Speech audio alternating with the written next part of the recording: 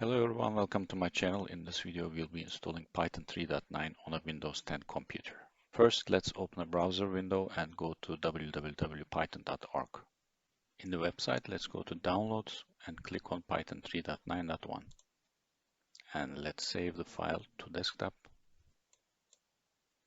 Let's double click on the file.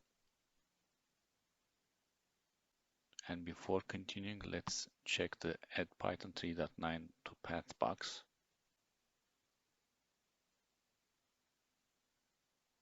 And then install now.